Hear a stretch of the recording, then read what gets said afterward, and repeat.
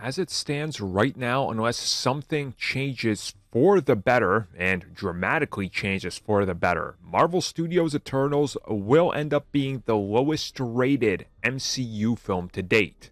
Many people are citing various reasons for its failure when it comes to critical reviews and reception, even among fans. The one common thread you will see that connects all of these is people believe that Eternals has done enough damage that this is the end of the MCU. So what we are going to do here is bring up the Rotten Tomatoes for the MCU.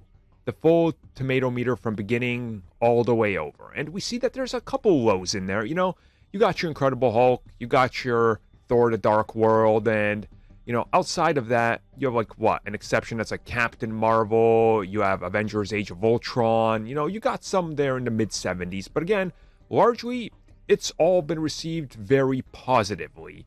Eternals being the first one that's the exception. It's the lowest. Like, this shocked many people. Again, many people are attributing many reasons to it, and people are saying now that this has happened, now that it's sitting where it's sitting on Rotten Tomatoes, this signals to people the end, the death of the MCU. Now, for example, I want to bring up some other Rotten Tomatoes before I get into the argument against this, because I think it's a stupid argument, but here, for example, let's bring up the first Rotten Tomatoes. So what I have here is the DCEU, for best comparison, right? Look at how they started. Straight downward trend. And then Wonder Woman, then right after that down, then up, and somewhat up, and then down again, and then up. I mean, like, did that stop Aquaman from being a huge success? Did those first 3 hits stop Aquaman from being a success? My all-time favorite franchise, Star Wars. I mean, episode 1, episode 2, look at that damage. Again, I want you to take note of The Last Jedi. What do you see there? It's pretty highly reviewed on Rotten Tomatoes, but the people online specifically hate that film. So what happened there? Didn't stop the rise of Skywalker from still making over $1 billion, right? The Fast and Furious saga. Look at how it started. It's just the straight downward trend. And then, in my opinion, it peaks at 5.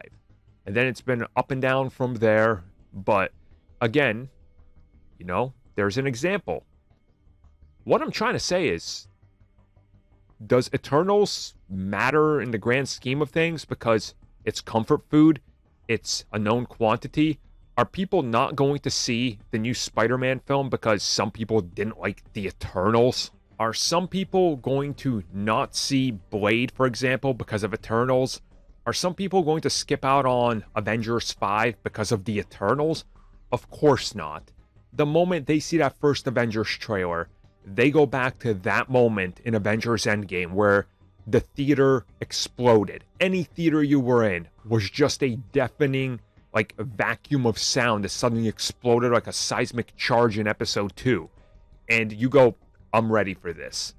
Again, look, Eternals is Eternals, right? Whether you like it or not, whether you like the MCU or not, or whether you think the death of it is coming because of this one film, if we just apply that same logic, because you have to, if you're going to apply it to this, after 20 whatever amount of films saying that one film is going to destroy the entire brand, you have to apply that to every other brand I showed you, which quite clearly shows you that brands recover even after multiple hits, even if they begin off in a rotten, such as Man of Steel. So, I honestly, personally don't think there's anything to it, but, hey, who knows, right?